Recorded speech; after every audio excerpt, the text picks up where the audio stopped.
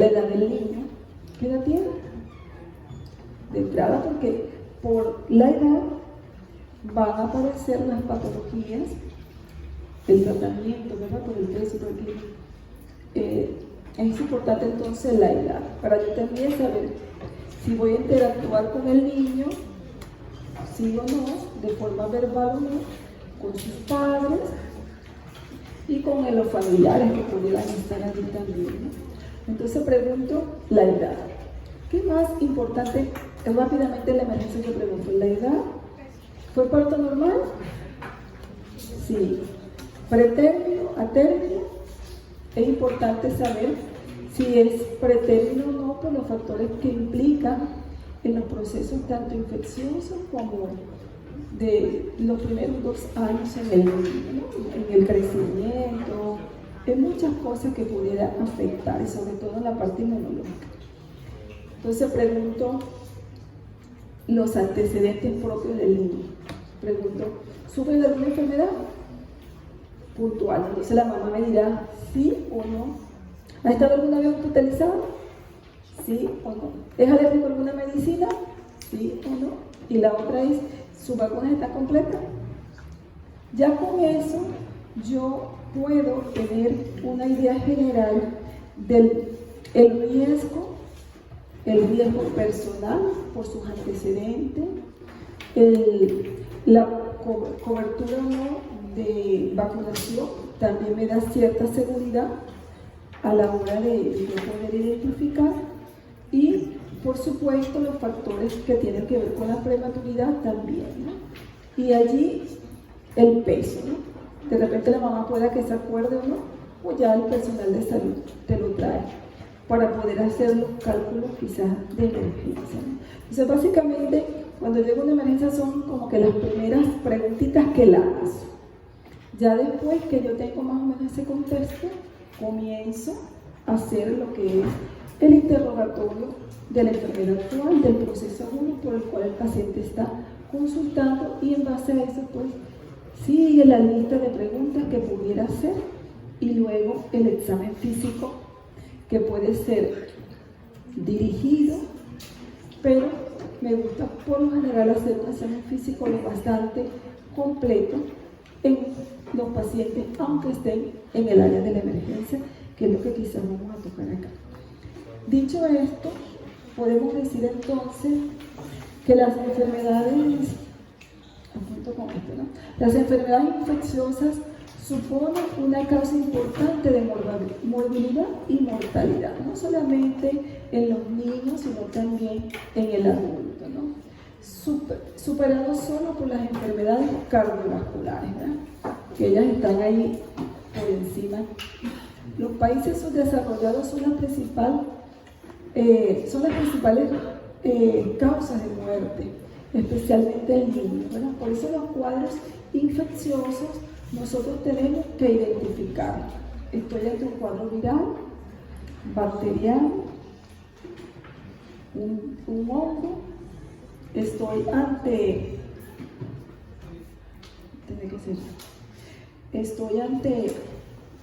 algo parasitario, o esto es la consecuencia de un proceso previo que trae el paciente. Entonces, todo eso para yo poder establecer entonces allí, identificar el proceso infeccioso y poder dar las herramientas de tratamiento, hospitalizarlo, tratamiento ambulatorio, o bueno, está en riesgo la vida del paciente, entonces ya UCI, etc. Alrededor del 25% de los 60 millones de fallecidos que ocurren en el mundo están debidos a infecciones, ¿verdad? Y son la causa del 50% de mortalidad global de la infancia entre 1 y 5 años. Por eso esta edad es la de riesgo, los menores de 5 años. Mortalidad menores de 5 años, eso es lo que nosotros tenemos que, nuestra meta es evitarlo. Y para eso tenemos que tener algunas herramientas que quizás vamos a ir aprendiendo, recordando en estas clases. Como nuestra planificación nos pide hablar de esto, pues tenemos que hablar de esto, ¿no? o si no, te inyecto la vía aérea superior, pero no podemos.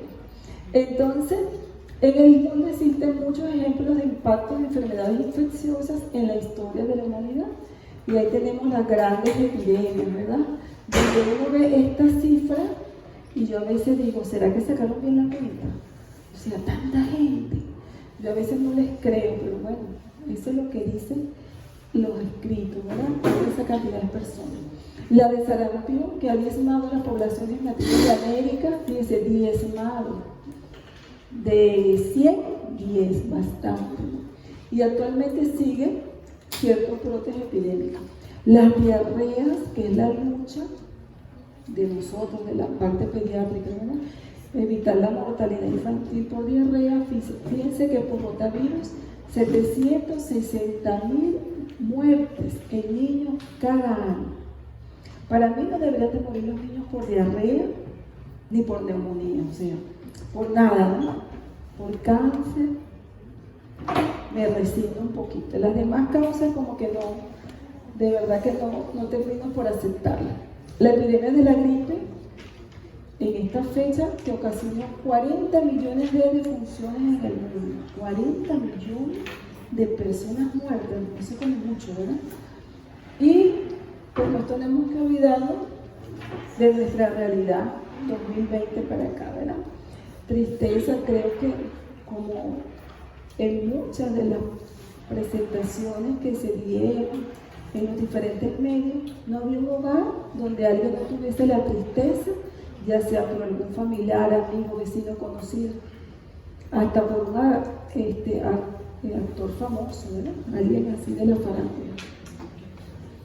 En los últimos 50 años ha habido una disminución sustancial en la incidencia de las infecciones, de los procesos infecciosos debido a mejoras de la higiene. Por eso el COVID nos dio una gran enseñanza, ¿verdad? La higiene es importantísima. El COVID literalmente desplazó a los otros virus, ¿verdad? Desplazó. Los antibióticos, por supuesto, y especialmente las vacunas. En la parte pediátrica ha sido un gran avance. El ejemplo más evidente ha sido la desaparición de la ¿qué? De la viruela. Sin embargo, el año pasado fue que apareció la viruela del mono. Entonces, bueno, como que ya esto está un poco ahí desactualizado. Se ha insistido también a una significativa reducción del resto de las enfermedades prevenidas por vacunas, pero sigue cursando microorganismos de estas enfermedades como el virus del sarampión, que siempre hay brotes en ciertos países y que pudiéramos nosotros también estar en algún momento de esos brotes. En los últimos 30 años ha aparecido al menos 30 nuevos agentes infecciosos. Siempre están descubriendo algo. ¿Y descubrieron el COVID o lo inventaron? No sé. Yo todavía tengo mi duda ahí.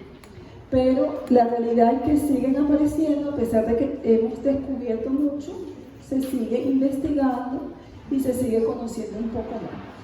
Existen enfermedades que son emergentes, también de enfermedades infecciosas que después de un aparente control o erradicación se presentan de manera más patógena e incrementan rápidamente su incidencia y alcance geográfico.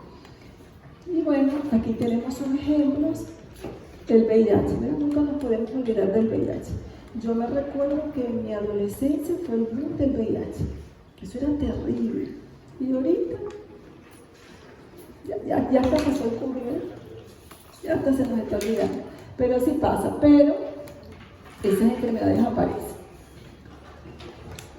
Las modificaciones del ambiente también han sido un factor importante. La expansión de explotaciones agropecuarias, deforestación, de desastres naturales que estamos nosotros también viendo que hay en todo el mundo. Los factores socioeconómicos como aumento de la densidad poblacional, ¿verdad? Hay países que cuando dicen cuántos millones hay en ese país parece increíble que hubiera tanta gente. ¿Okay? Nosotros todavía estamos así como que somos poquitos acá, pero hay países donde la densidad poblacional es muy alta. Disminución del nivel de vida y de las infraestructuras, a pesar de que hay mucha tecnología y hay mucha gente con mucho dinero, de todas maneras la pobreza sigue estando y sigue siendo un factor para nosotros importante en los procesos infecciosos. Viajes, todos aquellos que se vinieron de allá traemos ese virus para este continente habiendo tanto mar de por medio. Pero los aviones, ¿verdad? Trajeron esos virus. Bueno, la inestabilidad social, la asistencia a guardería, las mujeres trabajadoras, ¿verdad? Los padres. Entonces el niño va a la guardería, sigue siendo un factor de riesgo para él. Todos estos factores producen cambios en los nichos ecológicos microbianos y producen una adaptación del huésped. Entonces aquí podemos ver una lista a medida que han avanzado los años de las diferentes enfermedades emergentes y reemergentes, y pues nosotros no nos podemos olvidar que todavía estamos en esto, ¿verdad? Ha habido grandes avances diagnósticos y para nosotros ha sido sumamente importante en las últimas décadas, ¿verdad? Cómo nosotros podemos identificar a los agentes etiológicos y poderlos tratar. Al principio, él dice diagnóstico de laboratorio por el aislamiento y cultivo, ¿verdad?, de microorganismos, aunque todavía hay ciertas enfermedades que se sigue utilizando mucho esto porque es la única forma de poder identificarla.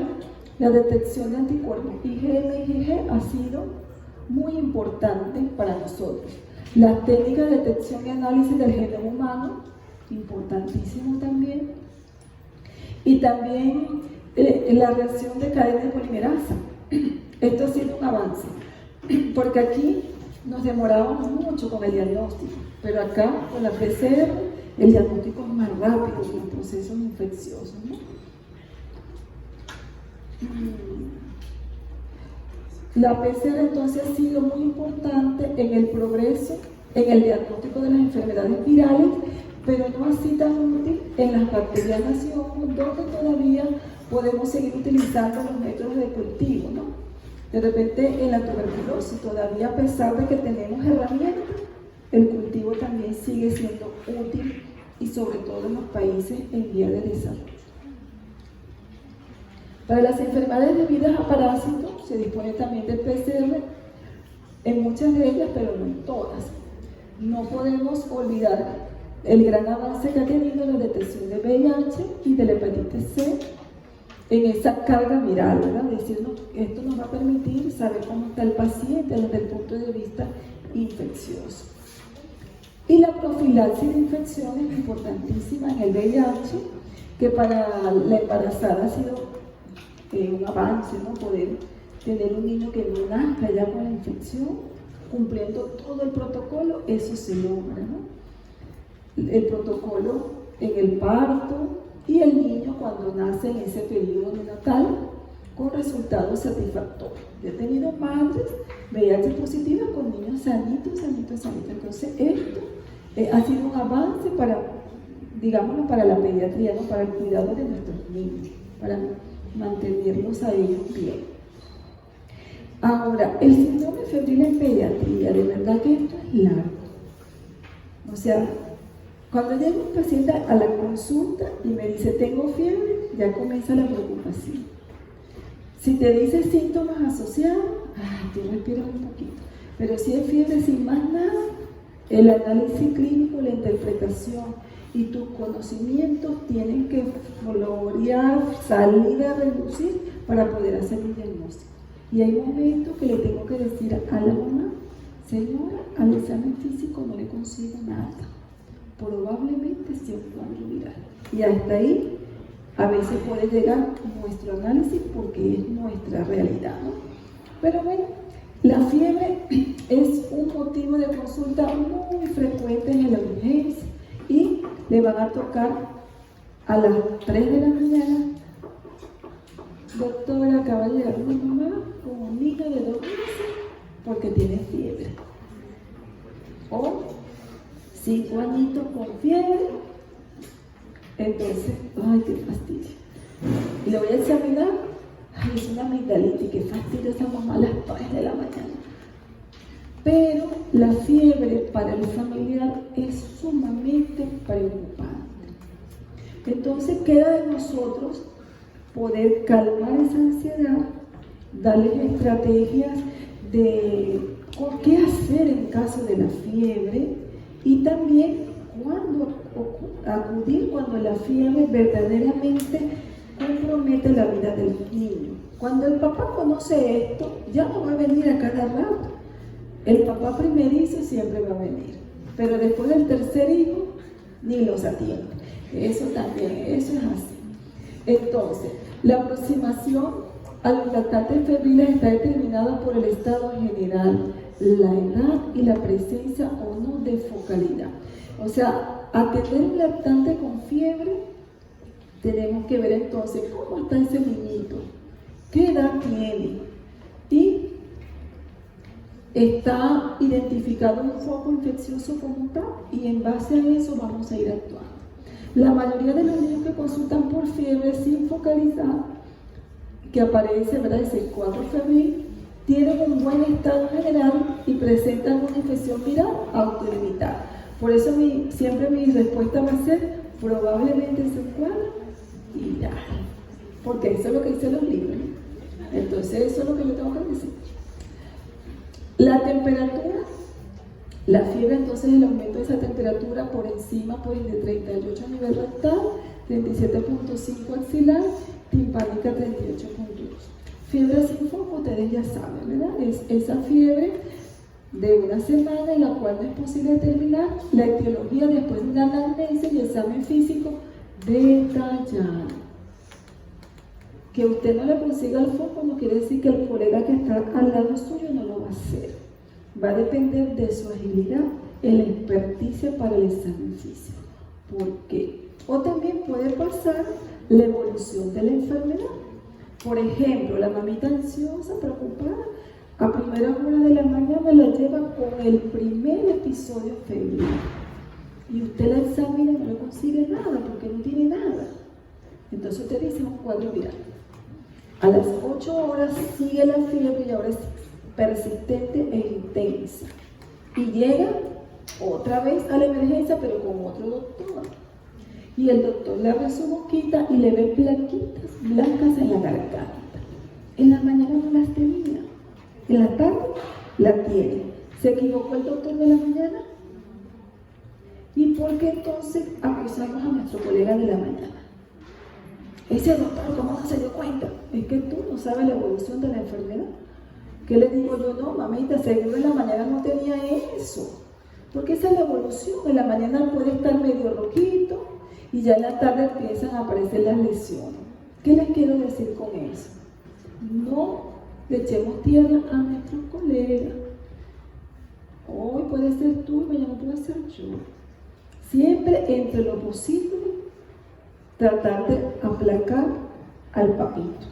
No echarle fuego, leña, carbón, nada de eso, ¿ok? Eso se lo digo porque de verdad me da tristeza. Pero hay momentos que tenemos que ser reales, ¿ok? Si hay algo que está comprometiendo la vida del paciente y el doctor no se da cuenta, yo lo voy a dejar pasar por alto. Tampoco. Ni lo uno ni lo otro, ¿verdad? Entonces, la infección bacteriana invasiva se consideran algunas enfermedades que son prevenibles por las vacunas. Entonces, de ahí la importancia de si está vacunado o no.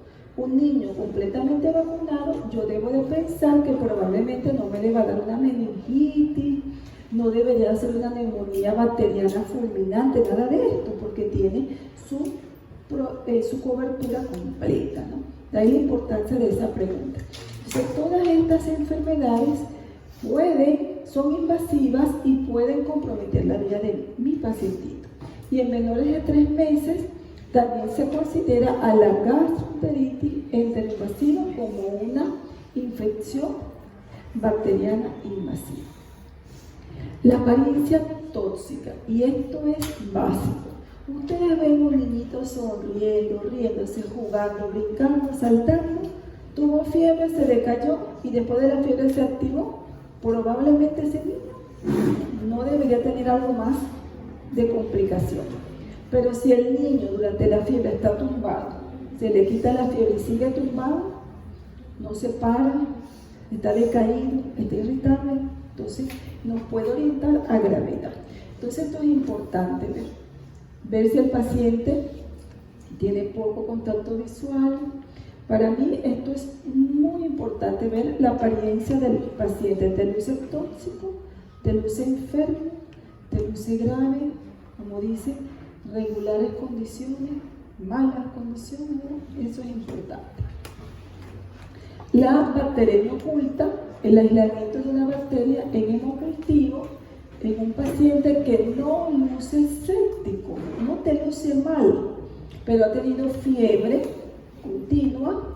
Tú le hiciste un cultivo para identificar el foco y te sale una bacteria sin aparente gravedad, no lo viste mal, es aquel paciente tóxico y todavía no has identificado qué es lo que tiene, ¿okay? Todavía no hay nada específico, está la bacteria circulando por ahí en la sangre. Fiebre de origen desconocido, y esto es importante, aquellos pacientes que tienen fiebre que pueden ser diarias, mayor a 38.8, que duran por lo menos 2 semanas, hasta algunos dicen 3 semanas, cuya causa no se ha determinado. Por pruebas diagnósticas simples, los exámenes básicos, nada. El examen clínico básico, nada. Usted no consigue nada. Pero mire lo que dice aquí. Examen físico exhaustivo. No es que si el paciente tiene, usted no lo examinó, y yo vengo, lo examino y le palpo los senos paranasales y consigo el foco, ya esto fue un mal examen físico.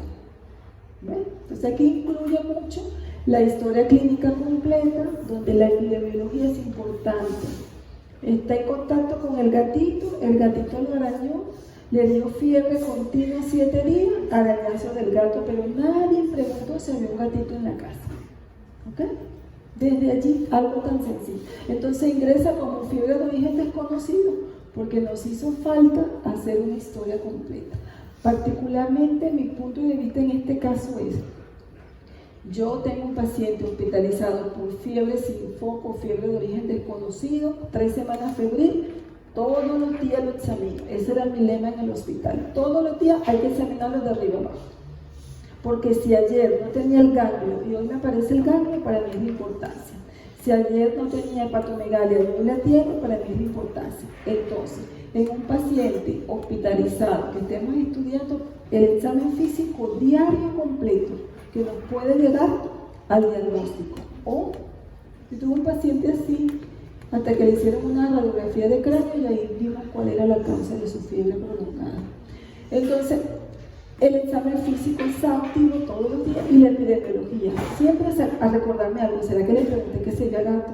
Si viajó, si alguien vino, un extranjero, o sea, y allí yo voy uniendo todo lo que necesito.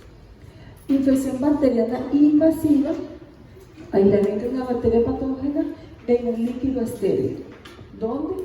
Sangre, líquido cefalorraquídeo, pleura, líquido articular. Bueno, esta ya la estuvimos mencionando, la potencialmente grave, donde a los menores de 3 años de los 3 meses, recordar que la gastroenteritis está allí, y la infección urinaria también, porque la infección urinaria en los pequeños, en los menores de 3 meses, puede llevar a una meningitis, punto de partida urinaria. Entonces comenzamos. ¿Cómo que tenemos que comenzar? Con la anamnesis. Entonces, los antecedentes de la enfermedad actual son importantes. Se debe de registrar el grado y la duración de la fiebre. Tenemos que verificar que tenía fiebre. Con qué la tomaron, si recibió alguna medicina, si se le mejoró la fiebre o no. Los síntomas importantes asociados que sugieran la enfermedad grave son la falta de apetito. Aquella mamá que te dice tiene fiebre y la siguiente pregunta que la que está comiendo, sí, igualito, no sé qué. Ay, yo respiro. No, doctor, ese niño no come nada y es gordito, ya me asusto un poquito. Ese paciente está irritable, no quiere nada, ni con la mamá ni con el papá, que es el único que lo calma, con nadie. Luce letárgico. Todo esto me hace sugerir que pudiera estar ante una enfermedad grave. Síntomas asociados que pueden sugerir la causa. Entonces, por ejemplo, si yo tengo síntomas gastrointestinales, bueno, sigo preguntando allí. La diarrea tiene sangre, tiene moco. Entonces, para una mayor complicación de la diarrea. La tos, los síntomas respiratorios, la dificultad respiratoria, ¿verdad? Si el niño se protege un miembro, la articulación allí porque le está doliendo, ya me ayuda también, ¿verdad? Las características de las funciones también me pueden ayudar. Debe revisarse los antecedentes medicamentosos para evaluar la posibilidad de una fiebre inducida por fármaco. Y esto a veces lo vemos en los pacientes hospitalizados, ¿no? Entonces tenemos un niño que está hospitalizado, que va muy bien, pero ya tiene 2 semanas hospitalizado y comienza a tener fiebre. Entonces, uno de mis diagnósticos diferenciales es fiebre medicamentosa. Tengo que tener qué parámetros allí yo puedo establecer en ese paciente. Se deben identificar los factores que predisponen a la infección. Y era lo que las preguntas iniciales que hicimos. ¿Es un recién nacido? ¿Es un lactante menor? ¿Es prematuro? Los niños recién nacidos con factores de riesgo, ¿cuáles serían? ¿Es prematuro? ¿Tuvo RPM, ruptura prematura de membrana, la mamita? ¿Tuvo fiebre la madre, incluso al final del embarazo o en cualquier etapa del embarazo? ¿Tuvo alguna prueba específica para alguna infección conocida positiva? Entonces la pregunta es, durante el embarazo, si es un lactantico de menos de 3 meses, donde estas preguntas son básicas en los menores de 3 meses. Señora, durante el embarazo, ¿tuvo algún cuadro infeccioso? ¿Tuvo alguna infección? ¿Salió alguna prueba de laboratorio alterada? ¿Le pusieron algún tratamiento? No. Bajo el riesgo de ese lactante menor de 3 meses. En todos los otros niños estuvo una exposición reciente, algún familiar, los cuidadores, en la escuela, en la guardería, en la piscina sí, tuvo un baño de piscina hace 3 días, usted vio alguien tosiendo ahí mientras que usted tenía al niño. Sí, a mí me ha pasado, yo he tenido neumonía por posterior a baños de piscina, varias, y hospitalizada. Entonces, la pregunta, ¿usted vio a alguien tosiendo ahí en la piscina? Bueno, la verdad, doctora, es que yo vi un niñito que le corrían los mocos, ya, ahí fue. Entonces, eso que parece tonto, pero me puede ayudar a la parte epidemiológica. Y aquí en la parte infecciosa también las propias del niño, ¿no? Si el niño, por ejemplo, tuvo un cuadro viral 2 semanas previas y ahorita tiene otro cuadro, los virus van a favorecer la entrada de las bacterias. Entonces, si ese cuadro viral se autolimitó, se quitó y ahora tengo un cuadro febril con mayor intensidad, yo pudiera pensar que ahorita es un cuadro bacteriano, por ejemplo, ¿no? Entonces, ahí es importante ese antecedente de infeccioso.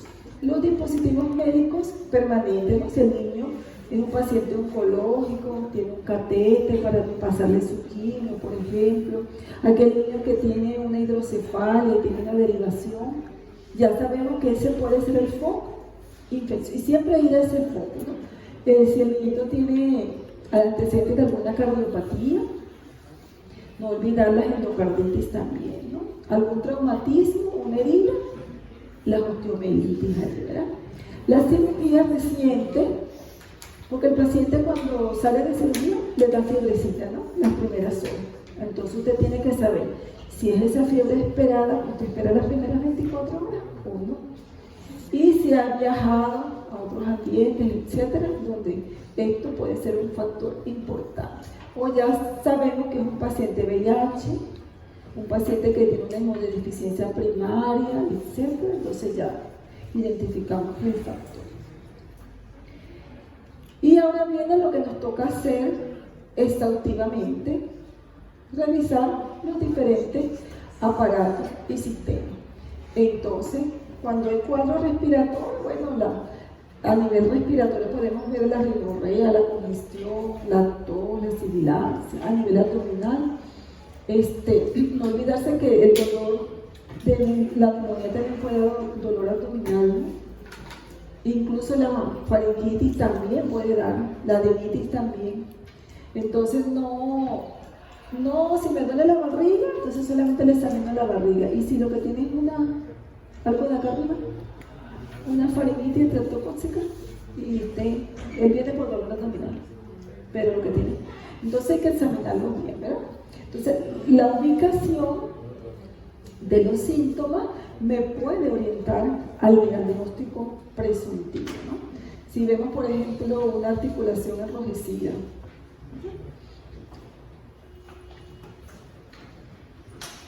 y aquellos pacientes que tienen infecciones repetidas, o sea, que el niño que se enferma, algo está pasando.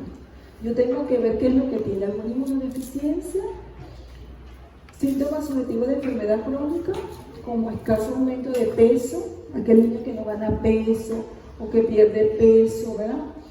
Hay que estudiarlo. Causas no infecciosas pueden ser las palpitaciones, la sudoración, la intolerancia al calor. ¿Qué me puede orientar? Hipertiroidismo. Síntomas recurrentes, estas enfermedades inflamatorias. Antecedentes personales, ahí seguimos entonces, registrar la fiebre, interrogar los antecedentes familiares.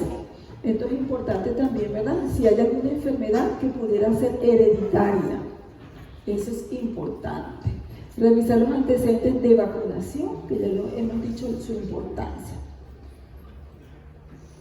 El examen físico, entonces evaluamos los signos vitales y vamos a evaluar pues, las alteraciones de la temperatura, la frecuencia respiratoria, la saturación.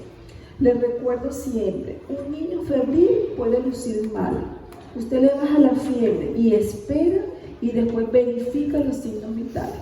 Usted va a verificar si verdaderamente sigue con frecuencia cardíaca elevada, si verdaderamente sigue con taquipnea. Y esto me va a permitir saber, no, mira, todo eso era consecuencia de la fiebre. Se le quitó la fiebre, satura normal, respira normal, todo está normal. Entonces me calmo en lo que es quizás los estudios pertinentes. Bueno, evaluar si el niño está o no comprometido. ¿Qué pudiera ser? La tensión arterial en los niños y también los adultos con hipotensión. Ahí la cosa no va bien. El lactante debe tomarse la temperatura rectal para tener un registro exacto. Pero aquí, niños menores de 2 años, podemos utilizar esta vía. Por favor, mayores de 2 años no utilicen la vía rectal. Eso puede crear alguna impresión ahí en el cerebrito de mis niños, cambios sexuales, conductas, etc. Entonces, menor de 2 años no dice que pasa nada, pero más de allí, y hay mamitas que lo hacen, orgullosas y todo. Doctora, le tomé la temperatura rectal y tiene 7 años. Por favor. Entonces, ustedes tienen que ser los que deben dar esas pautas allí. Y recordar que si el niño tiene dificultad respiratoria, tos, no podemos olvidar la saturación, la oximetría de pulso.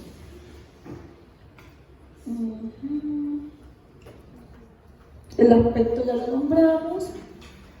Ese niño que es demasiado tranquilito, también tenemos que ver si es porque está más bien letárgico, ¿verdad? Y está grave, y yo pienso que está. El niño, mire, el niño que está desnutrido sí luce mal, de verdad. La primera vez que yo vi un niño desnutrido severo y estaba deshidratado, terrible. Esos niños lucen terrible. Entonces tenemos que evaluar muy bien a un niño desnutrido, si está verdaderamente comprometido o no, que por lo general se descompensa rápidamente. Bueno, vamos a avanzar aquí.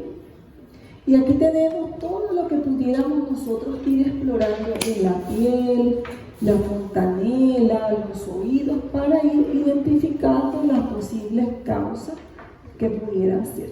Si yo vengo un paciente con fiebre y yo le veo los oídos y ya yo sé que es una otitis, tranquila, ¿verdad? Estamos tranquilos. Pero si no identifico nada, comienza la preocupación. ¿Qué tendrá este muchachito? Y así pues, cada una de nuestras partes en el examen físico me pueden entonces ayudar a yo establecer entonces el posible diagnóstico, ¿no? Y esto es como para recordarles allí las patologías, lo que pudiéramos nosotros encontrar. Signos de alarma en los niños con fiebre, la edad. Menor de un mes, niño menor de un mes no debe de tener fiebre. ¿Puede estornudar? Sí, todos estornudan. Y esa es la pregunta que ustedes van a hacer. Doctora, ¿tendrá algo? ¿Está estornudando mucho? Eso es normal. ¿Tiene tos? No es normal. ¿Tiene fiebre? No es normal. ¿Ok? Y como dijimos, pues, el niño que luce tóxico, que está letárgico, que está apático, el niño con dificultad respiratoria, el niño que presente petequias, púrpura, con fiebre, ¿no? El niño que no se calme, ¿no? Ese lactantico que la mamá le quiere dar su seno, nada. Que lo carga la abuelita, que nada, con nadie se calma, ¿no? Eso también es un factor, un signo de alarma. Entonces, tenemos que ir identificando esto para poder nosotros darle la importancia que requiere. Si bien la enfermedad grave no siempre causa fiebre alta, muchas fiebres altas se deben a infecciones virales autolimitadas. Entonces ahí tenemos que ver el estado del paciente, ¿no? Una temperatura mayor de 39 en el niño menor de 36 meses indica un riesgo más alto de bacteriemia oculta. Entonces aquí juega lo que vamos a ir comentando en las siguientes presentaciones, el grupo etario. Entonces, en un niño de un mes, ya dijimos, un niño con un mes no debe de tener fiebre. En la pauta de mi hospital, todo recién nacido febril se hospitaliza hasta saber lo que tiene. Pero yo debo de ver, eso en el caso donde yo estaba, niños que vivían en unas casitas que eran puro de zinc y estábamos a 40 grados centígrados.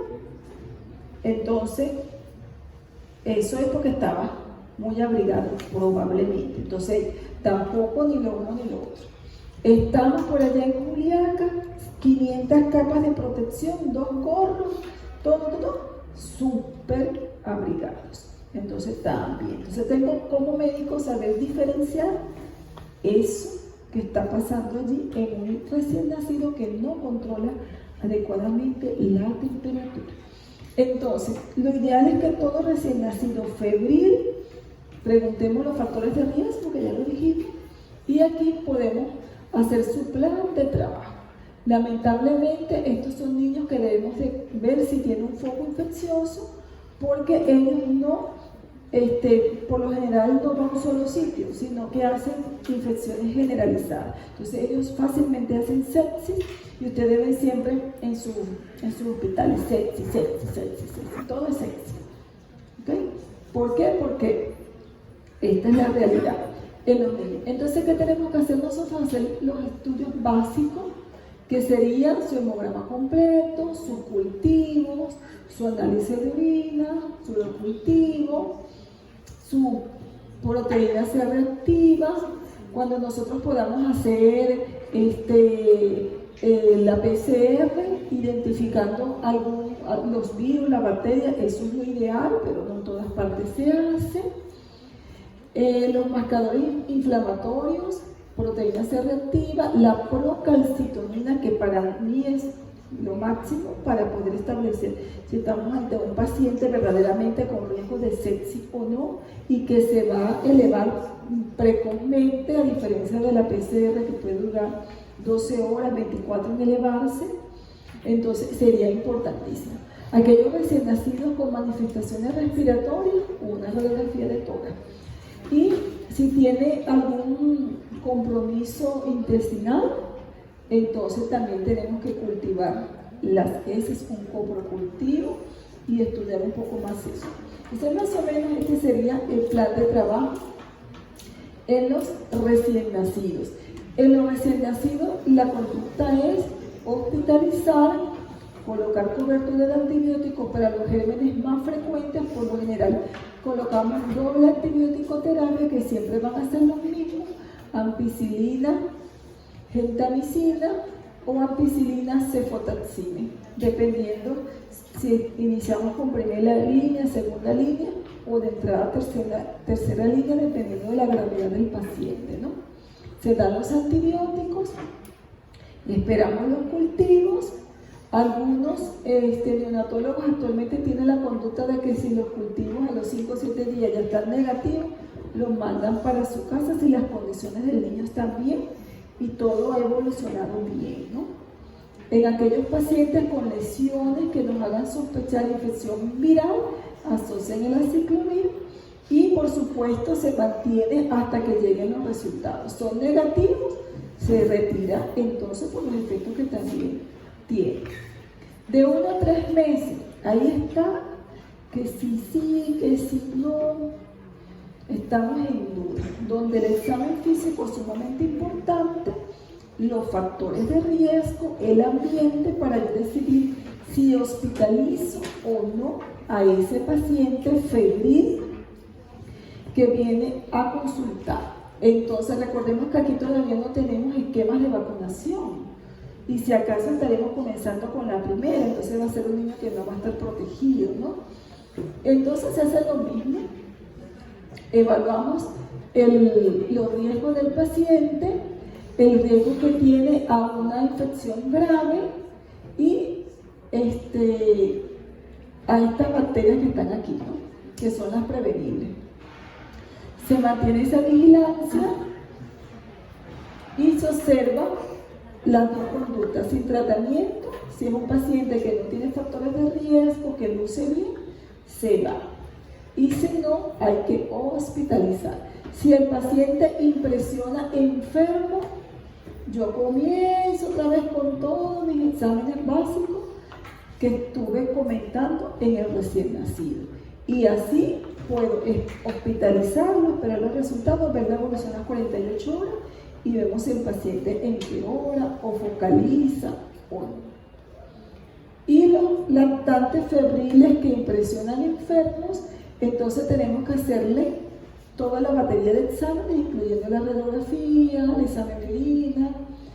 Es muy frecuente en la infección urinaria, quizás en esta edad, fiebre, hasta que no nos llegue el examen de orina, no la descartamos en este grupo etario, ¿no?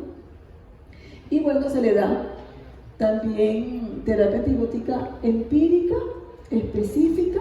Ahí podemos quizás utilizar monoterapia, algunos siguen utilizando doble antibiótico hasta los 3 meses. Como un recién nacido es la pauta que yo siempre realizo. Y ahora avanzamos en la edad de 29 a 60 días con buen estado general. Entonces yo trato de identificar si hay un foco infeccioso, evalúo los riesgos, evalúo la temperatura y de repente de inicio pudiera comenzar con un hemograma que me puede orientar a su cuadro viral o no. Puedo utilizar, si está disponible, la procalcitonina, lo ideal, ¿verdad? Porque aquí de verdad me orienta mucho a la severidad del proceso. Y el examen de orina que siempre estamos haciendo. Ya que fíjense que la realización de punción lumbar y de radiología, si se realiza, va a depender también de cómo veamos al paciente, ¿no?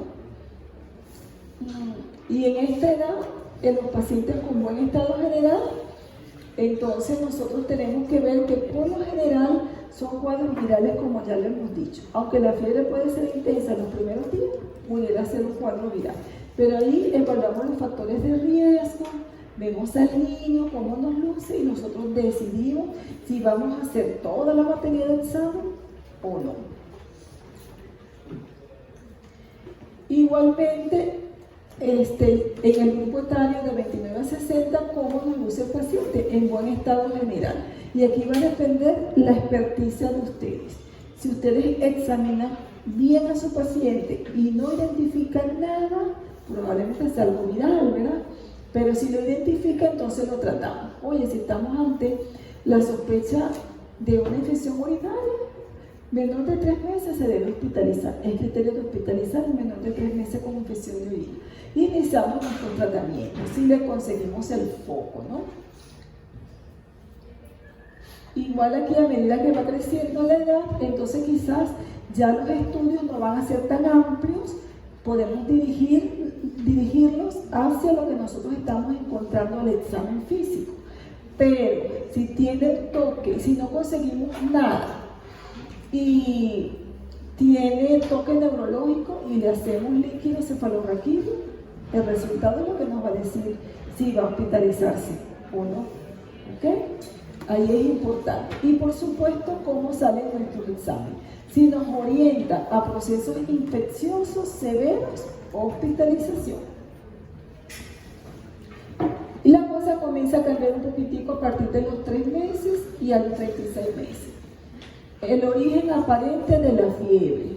Si tiene un origen aparente de la fiebre, entonces es aquel paciente que tiene moco, estornudo, que le duele la garganta, que tiene mialgia, malestar general, que se toca el oído. Entonces ya nosotros estamos identificando. Entonces, ¿qué vemos ahí? La condición general del paciente, si luce o no grave, para nosotros decidir si lo vamos o no a hospitalizar. Pero también recordamos que si a estos pacientes les hacemos exámenes, también tenemos que interpretarlos, ¿no? Aquel paciente con dificultad respiratoria, con un poquito de taquipnea y 20.000 blancos, entonces yo le debería de pedir una radiografía de tórax, ¿verdad? Para verificar si tiene o no neumonía, o por lo menos escucharle los pulmones comparativamente, cosa de que no se me vaya una neumonía por yo no examinar bien, ¿ok? Y aquí yo puedo jugar con el tratamiento, unas dosis intraparenterales, mejoró la fiebre, paso al suche bioral. La tendencia es a no durar tanto con la terapia endovenosa.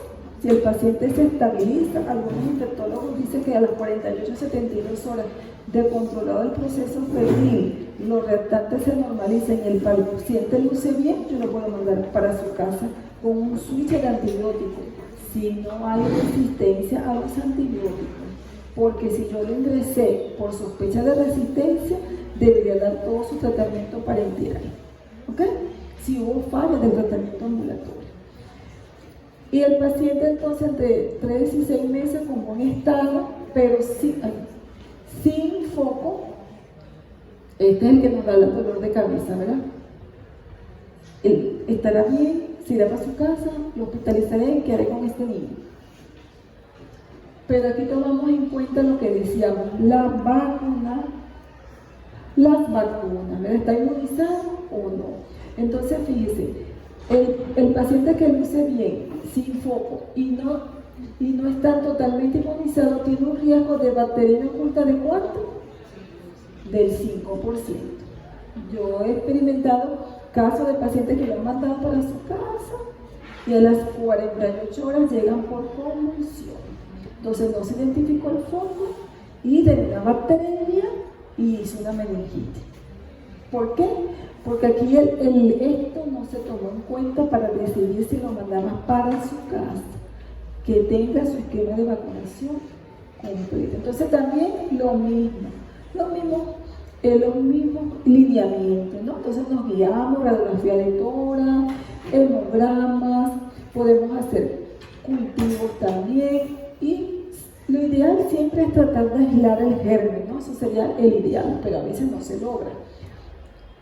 Y podemos dar entonces el tratamiento de este paciente de ceftriaxona, quizás a dosis baja si no tenemos compromiso neurológico.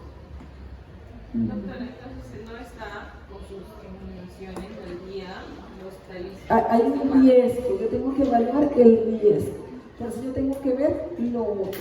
¿Qué tengo que ver? Cómo están mis exámenes. Porque de esto, o espero los cultivos y lo tengo hospitalizado unos días.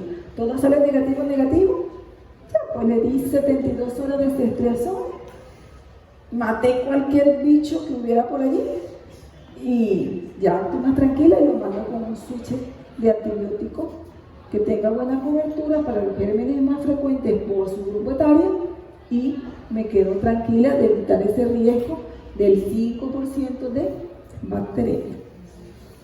¿Ok? Más o menos, y si yo ese paciente yo lo mando con antibióticos, yo debería estarlo monitorizando, ya sea si estoy en hospitalización, con el médico de la emergencia, con el de consultorios externos, con su mismo pediatra tratante, etc. ¿Okay? Pero no lo podemos abandonar, tenemos que hacerle su seguimiento. Entonces, el paciente con buen estado, fiebre sin una fuente identificable, pero vacunas completas.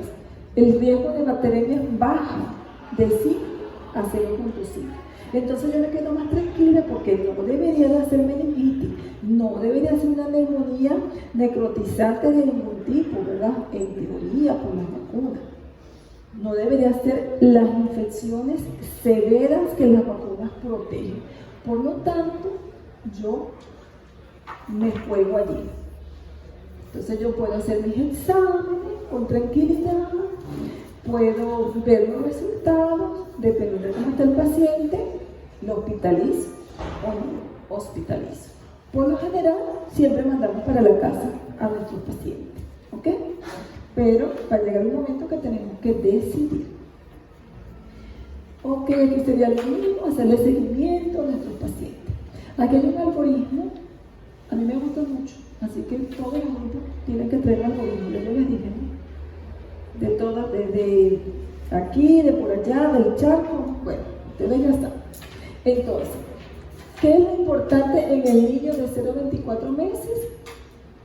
Previamente sano, fíjate que ya está un factor de riesgo. Ah, no, es un cardiópata, ya, espérate que aquí la cosa cambia. Es un síndrome de Down, la cosa cambia. Es inmunosuprimido, cambia. Todo va a cambiar en base a los factores de riesgo personales que tenga mi paciente. Entonces yo voy a decidir, por lo general, hospitalizar a un cardiópata con neumonía, obvio, lo tengo que hospitalizar porque se me va a morir en la casa, o sea, ya es un factor agravante, pero lo vamos a ir desglosando en otras presentaciones. Entonces, fíjense lo primero que dice, inestable o estable. Eso es lo básico. Mi paciente luce mal o no luce, está grave o no está grave. La edad. Entonces, lo siguiente, ¿qué edad tiene? Recién nacido, bueno, ustedes saben. Los exámenes, hospitalizar antibióticos hasta que se demuestre que no hay un foco infeccioso. Ahora, si me dice que la mamá tiene una virosis, a mí me pasaba, oye, ya saben, a mí, te tiene que, ya la veía la mamá, ya usted le pegó. ¿Quién la viene a visitar? Ay, ¿qué vino? Yo les digo así, de verdadita. A todas mis mamás con recién nacidos les digo, señora, no acepte que nadie enfermo la visite, nadie. Diga que la pediatra le prohibió, dígale que yo soy la culpable, pero acepte todos los regalos que le traigan. Todo lo que le traigan, pero no deje entrar al cuarto a nadie con gripe. ¿Por qué? Porque se va a transmitir al recién nacido. No tiene inmunidad, no tiene vacuna, o sea, todo lo que le pase por la nariz lo aspira y ¿dónde va? A los pulmones. Entonces, para mí eso es básico, ¿no? Y lo otro es, mi otra recomendación, señora, lávese las manos, antibacterial. Si tiene síntomas mentales, señora, no lo esté besando por ahora. Mascarilla, lavado de manos, porque no le va a dejar de doler el seno, ¿verdad? No le puedo quitar la lactancia porque tengo una virosis. Probablemente cuando llego a mi consulta ya estaba contagiada, entonces, ¿ya qué voy a hacer? Entonces se contagia muy rápido. Entonces ahí es importante. Yo tengo que en el menor de 21 días, en el menor de 28 días, en el recién nacido, también tomar en cuenta esos otros puntos para yo decidir. ¿Ok? Y en este grupo etario empezamos con las pruebas. Si están alteradas, si están normales, yo decidí si lo hospitalizo en urgencia o si está grave, está grave, está inestable, luce mal, con pruebas alteradas, puede ir para UCI directamente, de la emergencia directo a UCI. Eso pasa. ¿Ok? Y en los mayores de 90 días, entonces evalúo un poquito ahí la temperatura, la intensidad, las dosis de las vacunas, descarto una infección urinaria oculta, que siempre hay niños que hacen esto, entonces tenemos que irnos en ese pensamiento diagnóstico. Y aquí los niños, la secuencia de los lactantes menores de 3 meses con fiebre sin focalización. Entonces ahí comienza el dolorcito de cabeza, ¿verdad? Pero es básicamente lo mismo, identificamos el estado general, la edad, comenzamos con lo primerito, bueno, tiene más de 21 días, bueno, segunda infección de orina, ojalá que sea una infección de orina, ojalá. Ah, tiene infección de orina, y respiro. Pero tiene menos de 3 meses, hospitalizo. Esa es la norma. Aunque en la pandemia no lo podía hospitalizar, por la pandemia, así que les daba su tratamiento y empezaba a orar, Señor, que no se complique, que no se complique. De verdad, eso era lo que yo hacía en la pandemia, porque ahí no pude seguir este protocolo. Entonces, no, si es una infección de orina, bueno, la trato, ¿verdad? Depende del grupo etario, etcétera, etcétera. Si los exámenes salen alterados, veo entonces estos parámetros para mí son importantes. La procalcitonina me dice que hay riesgo de sepsis, entonces hospitalizo, ¿verdad? Ya me está diciendo. A veces no creemos, el niño luce bien y la procalcitonina está en 2. Yo tengo pacientes con 30, con 40, 50, ¿yo qué pasa aquí? Y son reales, porque en los siguientes controles baja. Entonces, pero lo importante es que los hospitalicemos precozmente, para que no se me complique mi pacientito. Y hay veces que tenemos que observar qué es lo que está pasando. Pueda que, si es de la misma comunidad, venga al día siguiente y así yo voy evaluando a mi paciente, o definitivamente los reactantes están muy alterados, PCR por encima de 20 o 2 miligramos por decilitro, procalcitonina elevada, listo, hospitalizar, buscar el foco infeccioso. Si no, nada de esto es posible, hay unos síntomas neurológicos, yo debería considerar fuertemente la función lumbar, porque de repente ahí está el foco y no espera que me convulsione al día siguiente. ¿Ok? Y antibióticos empíricos. Algunos médicos, mire, yo he notado que acá en el Perú esto no lo hacen, la gente se niega, las mamás a este procedimiento. No les gusta, mira, eso no, función lumbar no. Entonces, tenemos que dar herramientas sólidas para yo poder ir para acá cuando no tengo foco. Herramientas sólidas. Estado neurológico, hay una infección severa, no hay nada en abdomen, no hay nada en pulmón, con una buena radiología que tenga las dos protecciones, entonces yo tengo que ir a este paso, aunque la mamá se niegue un poquito. ¿Ok? Y individualizamos, ¿verdad? En algunos casos el procedimiento de acuerdo a los resultados. Si no nos parece, esto no es una meningitis, ya pues colocamos nuestro antibiótico empírico, observamos y si evoluciona bien, pues para su casa. Y en los mayores de 3 meses hasta 24 meses con fiebre, sin foco, es lo mismo. En general es lo mismo. Para mí siempre ver el estado general, la intensidad de la fiebre, sus factores de riesgo, buscar las infecciones ocultas más frecuentes, que sería infección urinaria, neumonía, meningitis, y en base a eso yo ir trabajando con mi paciente. ¿Okay? Eso es algo dinámico. Estos son algoritmos que me pueden orientar a mí a qué pudiera yo hacer en un paciente que yo no he identificado foco. No es que después al día siguiente viene el otro doctor y le ve susurrando el oído. No, usted lo hospitalizó, por favor. Mira lo que era un autista y me ha pasado. O sea, no le estoy diciendo mentira. Una vez un paciente, fiebre sin foco, y al día siguiente supurando el oído. Entonces, ¿qué me dice a mí? Que el que lo hospitalizó ayer no le vio el oído. ¿Sí o no? o se lo vio curadito, con sueño, cansado. Por eso, lo ideal, chicos, es que cuando evaluemos a un paciente, ya sea adulto o niño, siempre lo hagamos con tiempo. Y eso es lo difícil en una emergencia, ¿cierto? Porque estamos apurados. Pero cuando no tengamos diagnóstico ni focalización, dediquemos el tiempo suficiente para identificarla, ¿no? Entonces aquí tenemos el riesgo de enfermedades bacterianas según la gravedad: bajo riesgo, riesgo intermedio y riesgo alto. Vamos a ver esto. La coloración, ¿verdad? Cianosis, ¿qué nos dice? Mal. Luce mal, palidez generalizada, mal.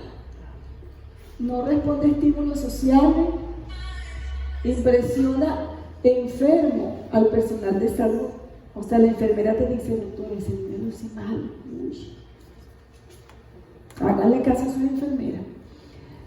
Llanto débil, quejumbroso, taquineico, con tiraje, piel no turgente, temperaturas elevadas, ras, fontanela tensa, rigidez de nuca, que haya convulsionado, que tenga alteraciones neurológicas. Todo esto es lo que yo tengo que identificar para no mandarlo a su casa, ¿no? Porque esto es lo que me va a decir a mí: este paciente tiene que ir a hospitalización. Y ahora venimos con el tratamiento lo más facilito de la fiebre. Pero voy a hacer una dinámica con los grupos. Pero no hoy, porque no me da chance, la próxima. Entonces, medidas físicas que se nos olvidan, ¿verdad? Todos quieren es intramuscular. Como no son ustedes ni son sus hijos, así les digo yo. Todos mis niñitos me lo quieren que pullar.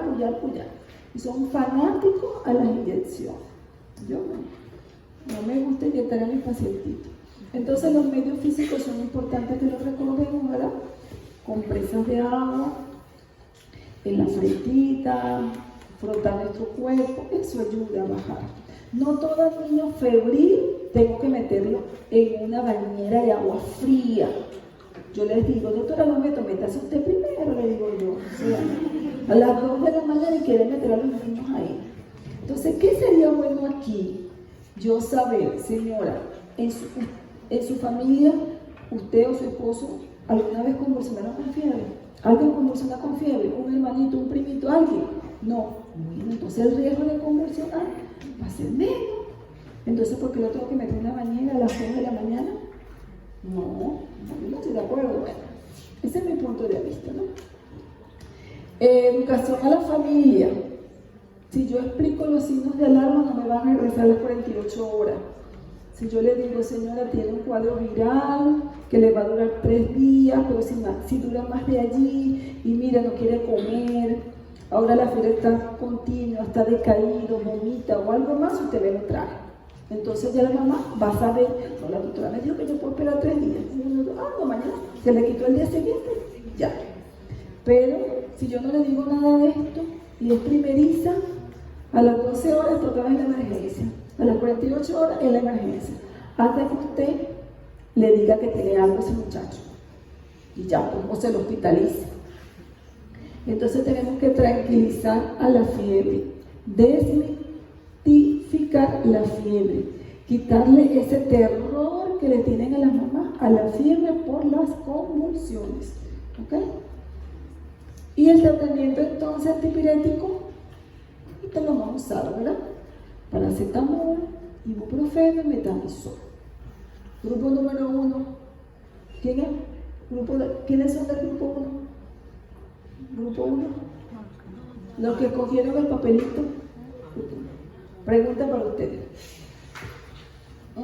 Presentación del paracetamol.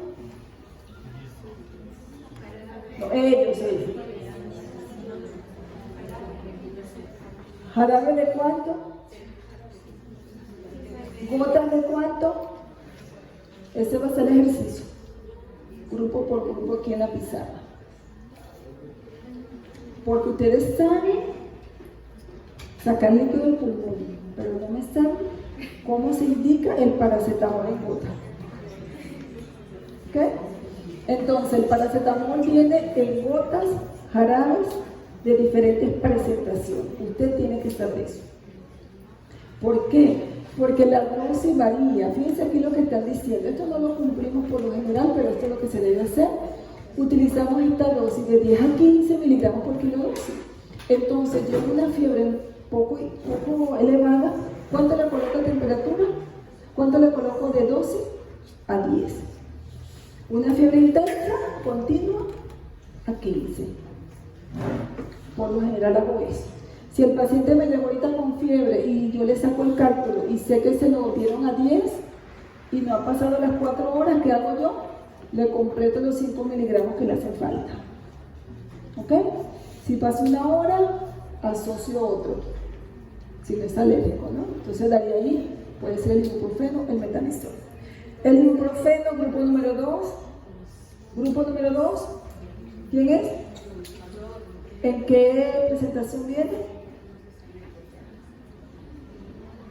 Niño. Bueno, tiene 50 kilos, está bien. Jarabe. Suspensión. ¿Ven? El primer error. Jarabe, suspensión. Y ya se van a graduar, ¿no? Pero todavía no sabemos tratar la fiebre, que es lo más fácil, aparentemente. ¿Suspensión de cuánto? Suspensión, grupo número 5. ¿Suspensión de cuánto? Ajá, entonces por eso tenemos la aplicación, ¿verdad? Entonces, ibuprofeno, suspensión de 100 miligramos, 200 miligramos. ¿Ok? Y ahí está, le damos las dosis, que puede ser cada 8 horas, por lo general utilizo cada 8 porque es gasto lesivo. El ibuprofeno, no pasarse mucho, ¿verdad? Pero sí, yo lo utilizo en la faringoamigdalitis, sí, porque utilizo ese pequeño componente antiinflamatorio y me gusta. Lo dejo fijo, quizás 2 días allí. El metamizol, ¿de cuánto es la dosis?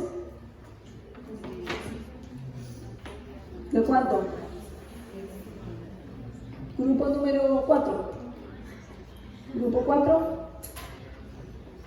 Uy, ninguno está sobresaliendo. Grupo 4. ¿En qué presentación viene el metamizol? Grupo número 8. ¿Qué presentación viene? Gotas. ¿De cuántos miligramos? Jarabe, ¿de cuántos miligramos?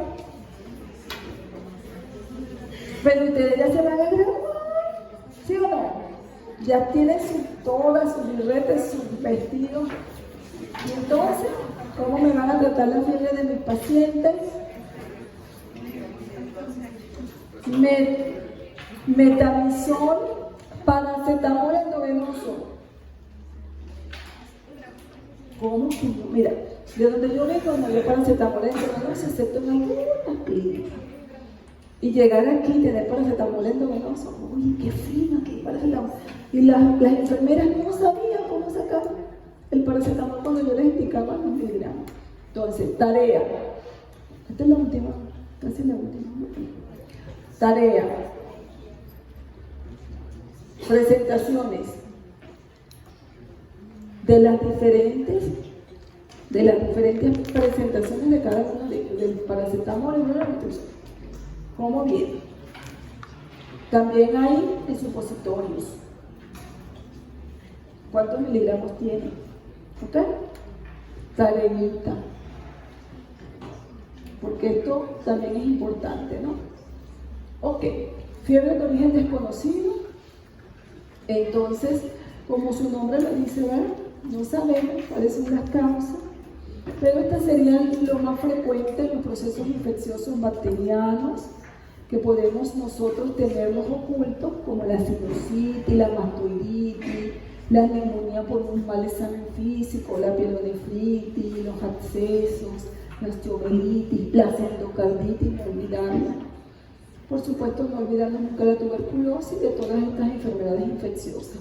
Los cuadros virales pueden causar fiebres persistentes, entonces hacemos los estudios pertinentes, los hongos también y los parásitos, ¿no?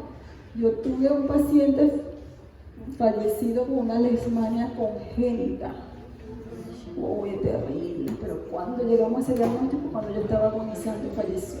Entonces, mira, no olvidarse de esto. En la fiebre de origen desconocido. Del tejido conectivo, sí, pero quizás esto en los niños más grandes o los escolares, y tienen algunas manifestaciones clínicas que me pueden también ayudar. Pero la parte oncológica es importante, ¿verdad? Nos guiamos por los paraclínicos, por el examen físico, para hacer los diagnósticos y otras causas. Entonces, en base a esto, ¿qué hacemos? En base a esto, nosotros hacemos nuestro plan de trabajo y nuestro examen físico. Entonces, yo busco en la piel, busco en los ganglios, busco hígado, vaso, toco las articulaciones para poder orientar qué patología pudiera ser, ¿no? Y los pasos a seguir. Lo primero es mi batería básica de examen. Entonces, ¿cuál sería mi primera batería de examen? Toda esta que está aquí. Todo esto es lo primero que yo hago para identificar el posible origen. Hice todo esto y no salió nada. ¿A dónde voy? A esto. A las pruebas virológicas, a las pruebas serológicas, la epidemiología, el eco abdominal. Aunque yo el eco me gusta hacerlo acá de una vez, pero bueno, algunos libros lo pueden colocar aquí en el segundo procedimiento. Esto yo lo puedo hacer sin hospitalizar a mi paciente, si las condiciones del paciente son buenas. Todo esto, ¿verdad? Bueno, si yo hago todo esto y nada, sigo avanzando, entonces son los pacientes que sí hospitalizamos, que sí entonces empezamos a hacer estudios más profundos, ya sea inmunológico, médula ósea, estudios de gammagrafía, tomografía, etcétera, para poder entonces yo establecer un diagnóstico. Yo puedo hacer de aquí para acá, tenerlo 2 semanas hospitalizado, se le quitó la fiebre y no saber por qué estuvo hospitalizado. Y eso varía en porcentaje. Algunos hablan hasta de un 50%.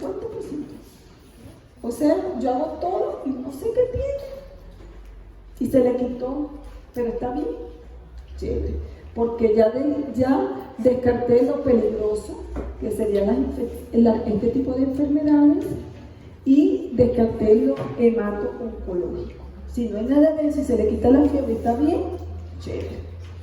Pero eso pasa, ¿ok? Esa sería la primera parte de la clase. Descansamos 5 minutos.